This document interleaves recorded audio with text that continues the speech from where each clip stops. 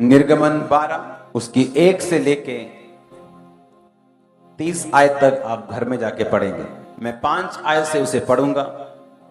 तुम्हारा मेमना निर्दोष और 1 वर्ष का नर हो, उसे चाहे भेड़ों में से लेना चाहे बकरियों में से, और इस महीने के 14वें दिन तक उसे रख छोड़ना। उस दिन गोधूली के समय इजराइल की सारी मंडली के लोग उसे बलि करें। तब वे उसके लहू में से कुछ लेकर जिन घरों में मेमने को खाएंगे उनके द्वारों के दोनों अलंगों और चौखट के सिरों पर लगाएं, और वे उसके मांस को उसी रात आग में भूनकर अखमीरी रोटी और कड़वे साग पात के साथ खाएं। उसे सिर पैर आंतड़ियों समेत आग में भूनकर खाएं, कच्चा या जल में पकाकर कुछ ना खाएं। उसे सवेरे तक ना रहने दें, यदि कुछ बच भी जाए तो उसे आग में जला दें। उसके खाने की ये विधि है, कमर बांधे, पांव में जूती पहने, हाथ में लाठी लिए हुए उसे फुर्ती से खाना, वह तो यहोवा का पर्व होगा। इसकी 46 आयत को फिर मैं पढ़ूंगा। उसका खाना एक ही घर में हो, अर्थात तुम उसके मांस में से कुछ भी घर के बाहर ना ले जाना, और बलि पशु की कोई भी हड्डी ना तोड़ना। अपने हाथों को उठा, खुदाबंद से बात करो। परमेश्वर तेरा वचन मेरी जिंदगी में 100 गुना फलों को लेके आ। मांगो ऊंची आवाज में।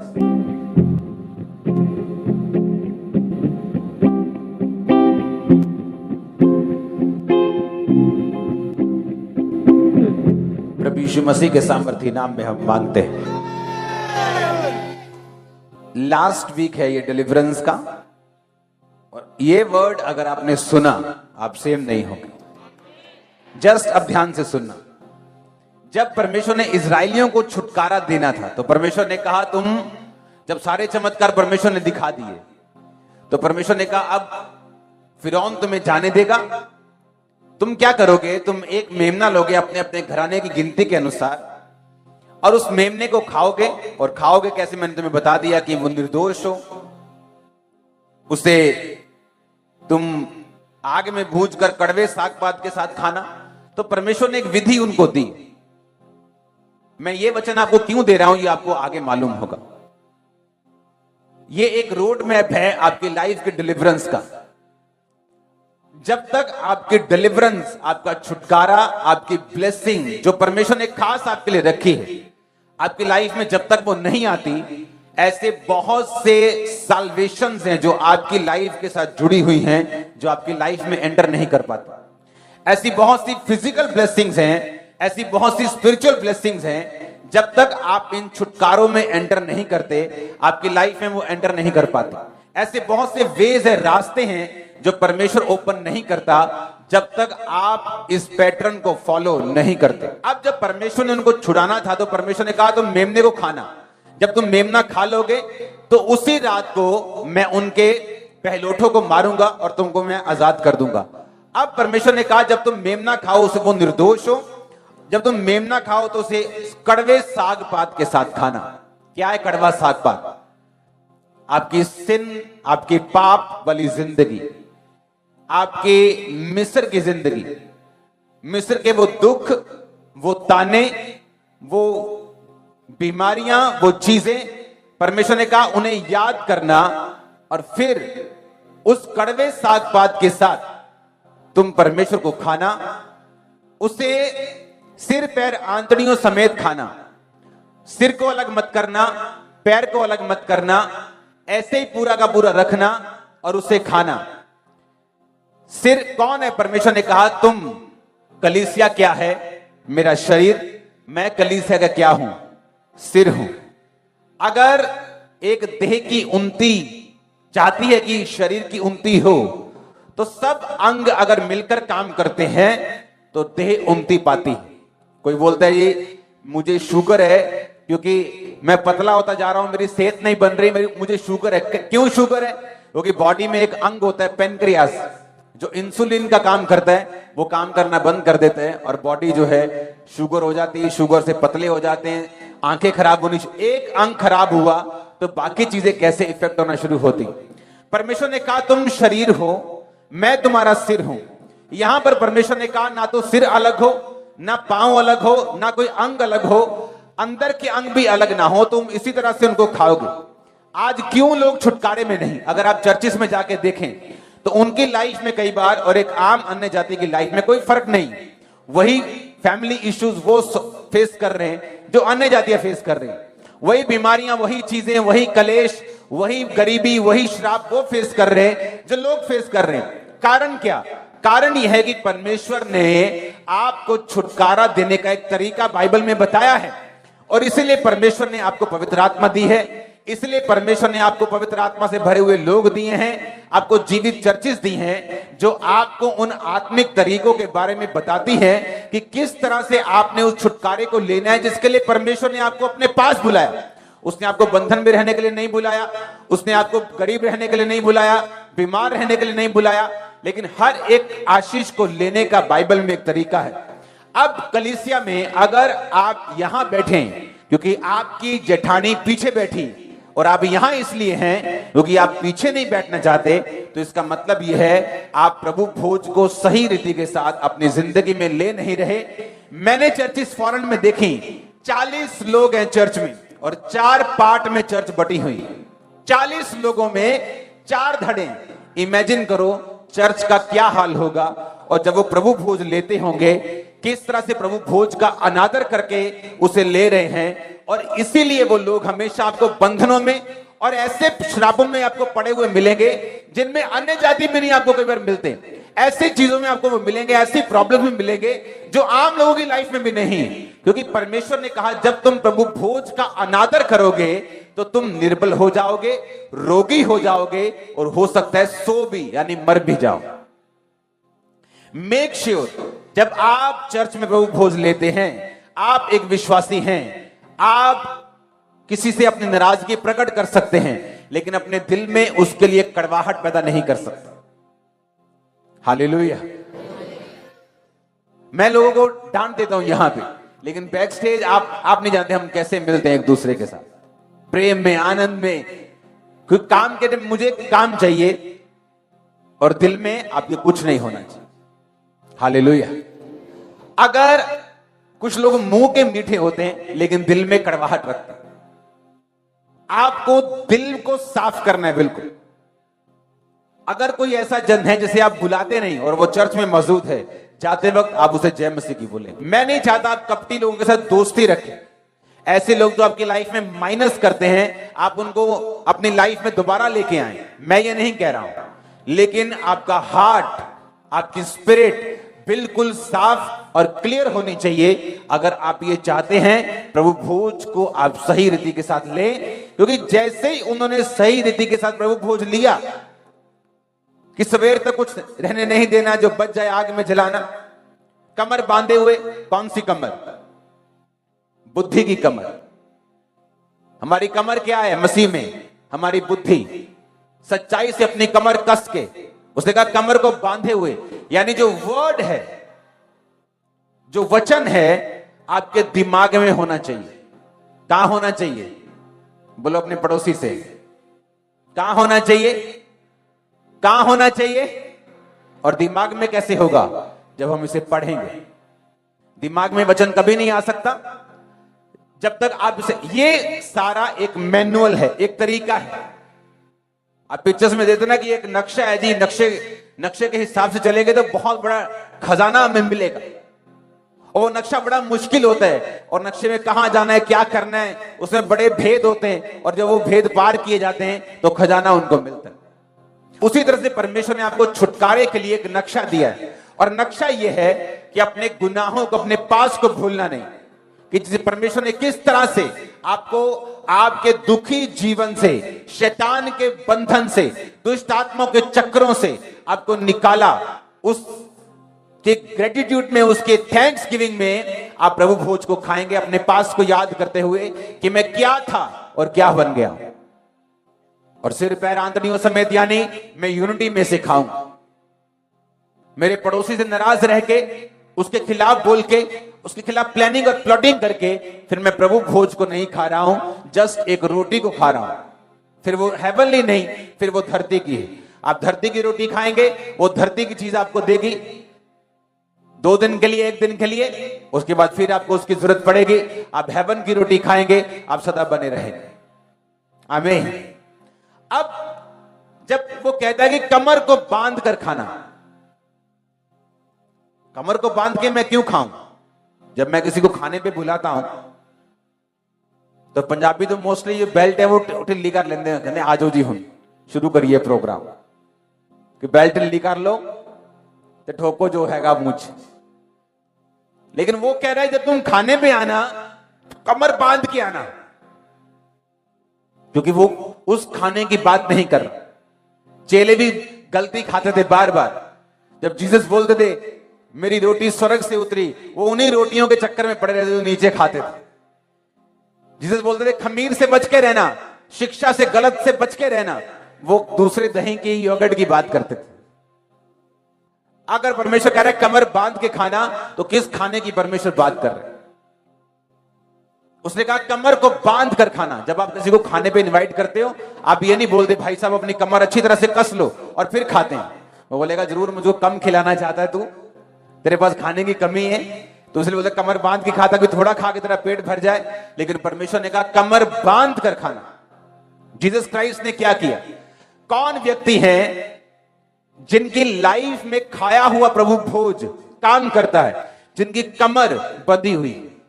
यीशु मसीह 40 दिन रात के रोजे रखे। 40 दिन रात के रोजे रखने के बाद बाइबल कहती है आत्मा, मत्ती 4:1, आत्मा यीशु को जंगल में ले गए। अगर आप इसकी इब्रानी भाषा में, इसको यूनानी भाषा में नया नियम लिखा गया था, अगर आप इसको पढ़ेंगे कि आत्मा यीशु को जंगल में ले गया फोर्सफुली, अगर आप इसको ध्यान से पढ़ेंगे ना तो आपको इसका मतलब समझ आएगा। इसका मतलब है एनेगो, ANAGO, ग्रीक भाषा का 321 शब्द।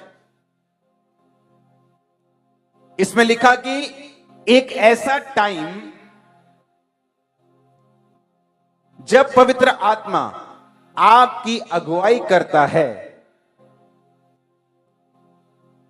वेस्ट टाइम के लिए।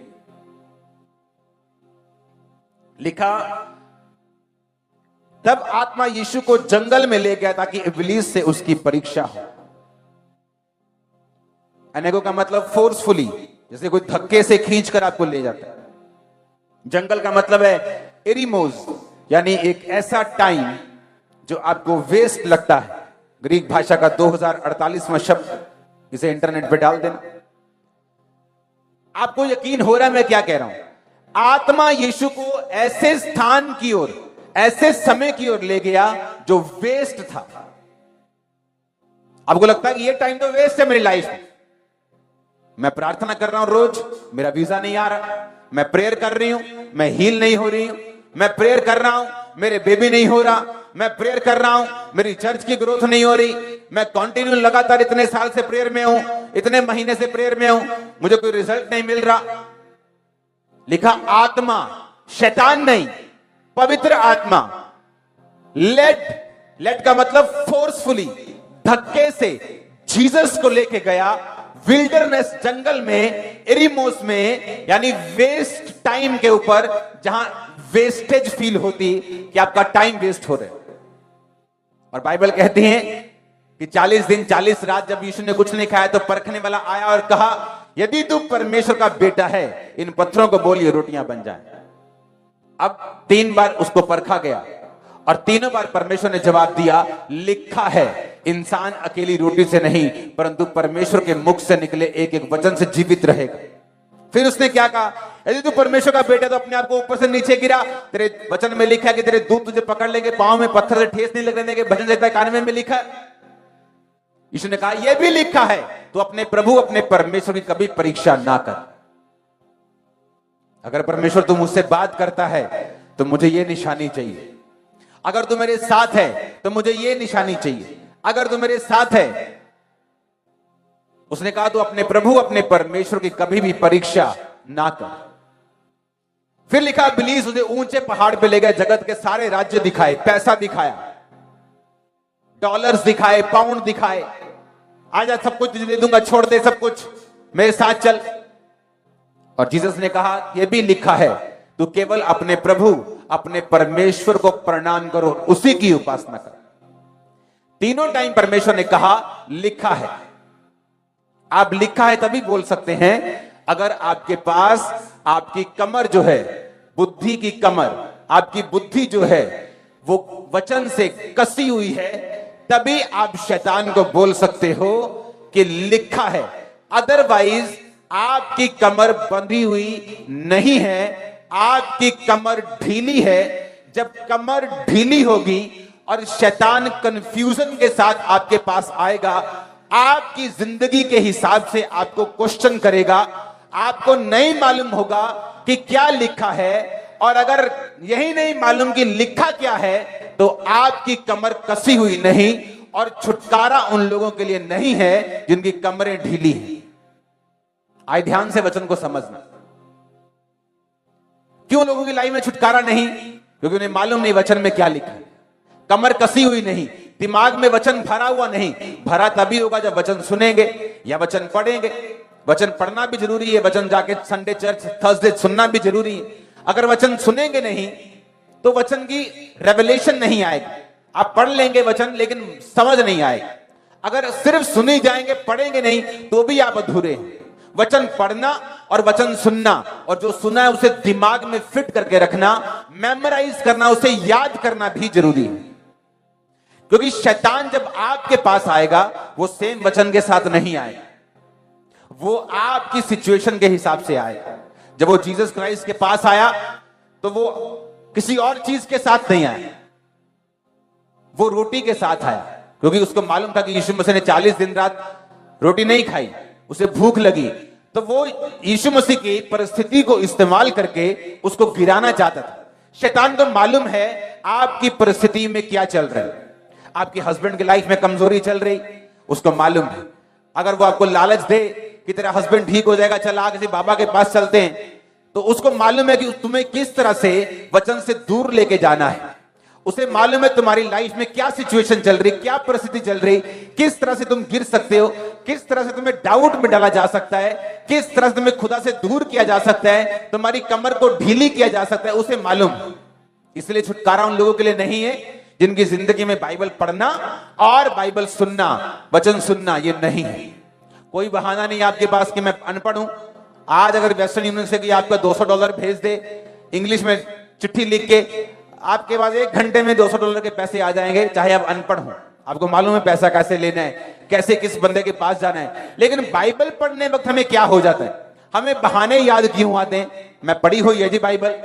No no no no no, ये कोई धार्मिक पुस्तक नहीं जो तुमने एक बार पढ़ ली और सब ठीक हो गया। ये रोज का वचन है, तुम्हें कमर को कस के रखना है।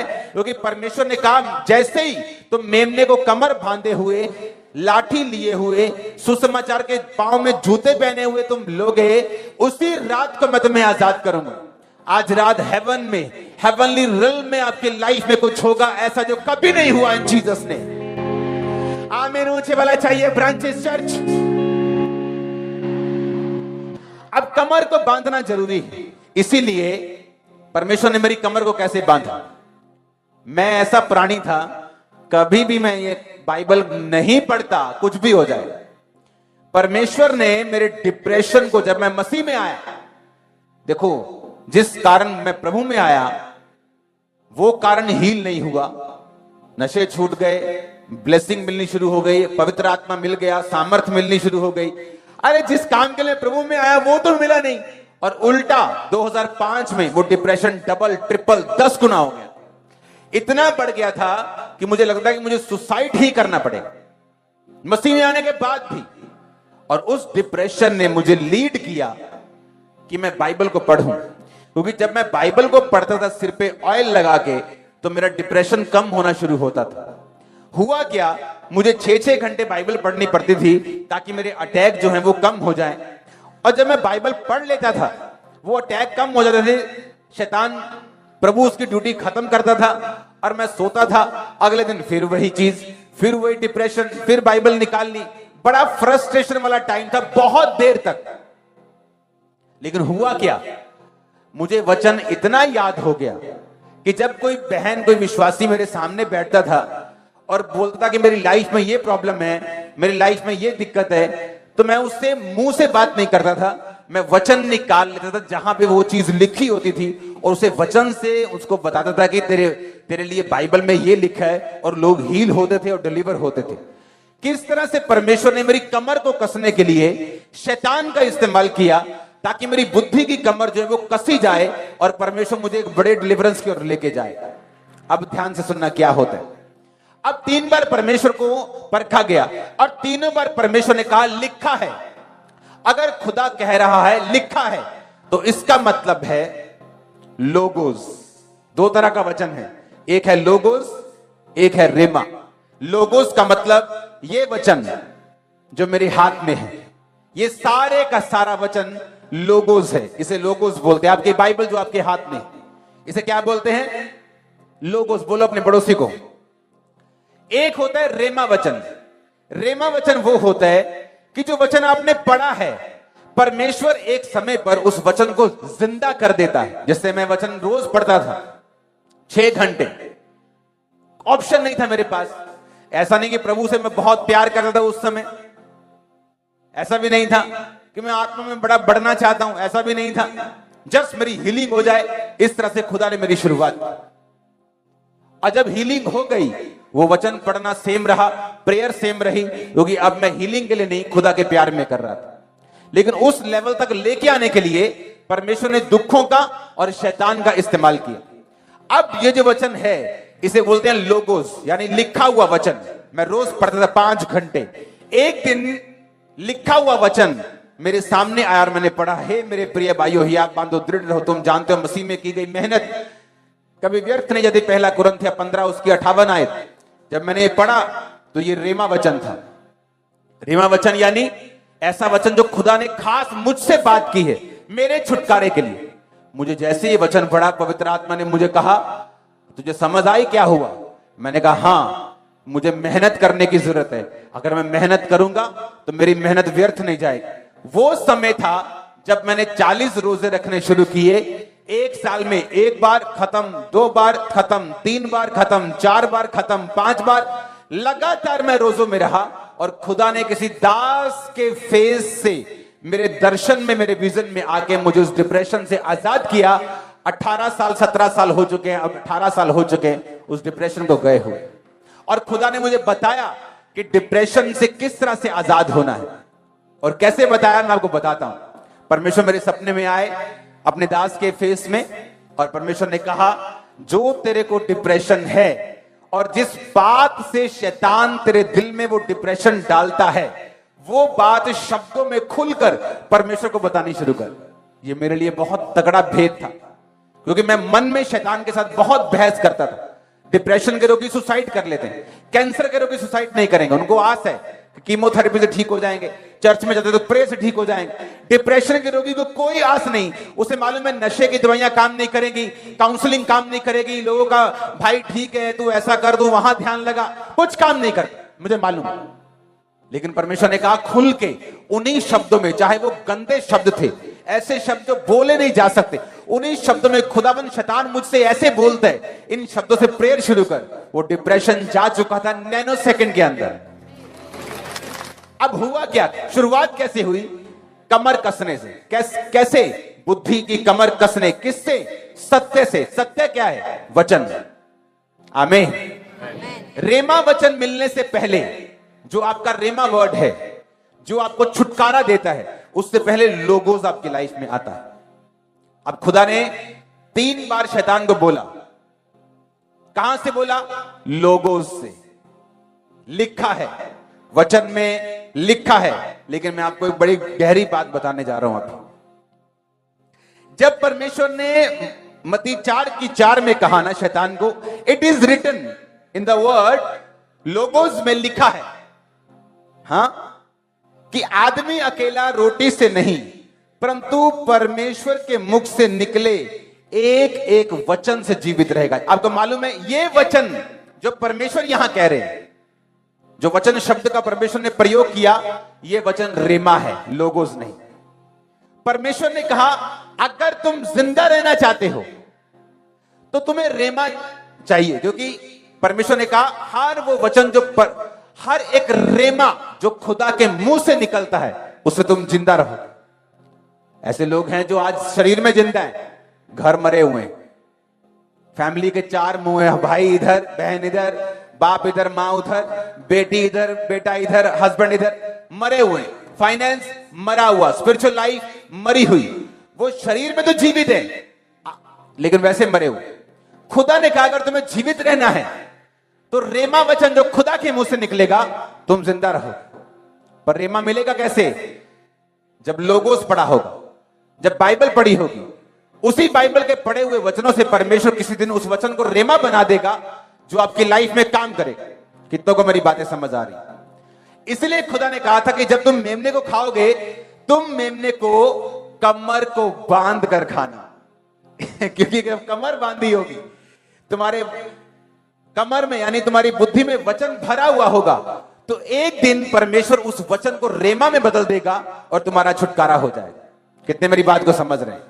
इसलिए खुदा ने कहा था, जहां पे परमेश्वर ने मत्ती 4:4 में यह लिखा कि हर एक वचन जो परमेश्वर के मुख से निकलता है, ये वचन जो परमेश्वर ने लिखा है, इस वचन ये लोगोस नहीं, जो परमेश्वर ऊपर बात कर रहा है कि लिखा है वचन में वो लोगोस है, और जो नीचे बात कर रहा है वो रेमा है।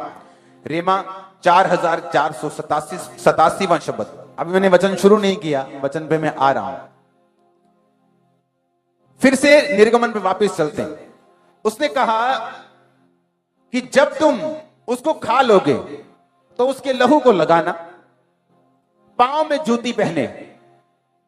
आप किसी को जब डिनर पे बुलाते हो, आप ये नहीं बोलते भाई साहब आप जूती पहन लो, डंडा हाथ में ले लो, कमर बांध लो, लेकिन उसने कहा पांव में सुसमाचार की तैयारी के जूते। क्योंकि अगर वचन तुम्हारे कमर में, बुद्धि में आ गया है और तुम उसे टोटके की तरह नहीं, रियली बिलीव करके लेते हो, तो तुम उसके बारे में बात करो। जब मैं अपने काम पे अपने टाइल्स के जो पेमेंट्स होती थी, जो दुकानदार हमसे उधार लेके जाते थे, तो पेमेंट लेनी जानी पड़ती थी होलसेलर्स को। जब पैसे लेने जाते तो उनको बताया जाता कि मैं क्रिश्चियन हूं, किसी भी बहाने से, चाहे मेरा छुटकारा कंप्लीट अभी नहीं हुआ था, लेकिन मैं ये जान चुका था कि यीशु मसीह जीवित परमेश्वर। अगर मैं जान चुका कि वो जीवित है तो मैं अपने छुटकारे की वेट नहीं करूंगा कि मेरे बेबी हो या मेरी हीलिंग हो, मेरा वीजा आए तो मैं बात करूंगा। वो बंदा शुरू से बात करेगा, पहले दिन से बात करेगा, फर्स्ट डे से खुदा की बात करेगा। पांव में जूते पहनने का मतलब ये है। अगर तुम छुटकारा चाहते हो, जीसस के बारे में रोज बात करो। अपने पड़ोस से बोलो यीशु के बारे में बात कर, कभी कभी नहीं, रोज। हाथों को उठाओ, अंगीकार करो, मैं रोज खुदा के बारे में बात करूंगा, ऊंची आवाज में।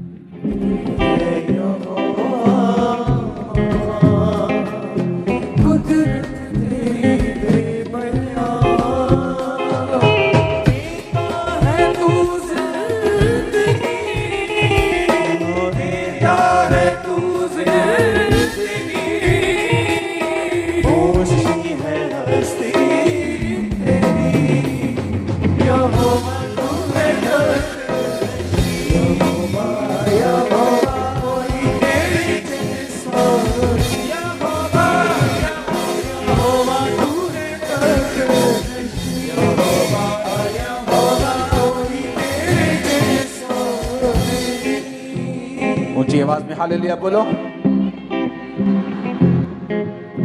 अब जब उसने कहा कि पांव में जूते पहनकर और हाथ में लाठी लिए हुए और फुर्ती से उसे खाना, अथॉरिटी, लाठी। आपके दिल में वचन है, दिमाग में है, रेमा वचन आपके पास है।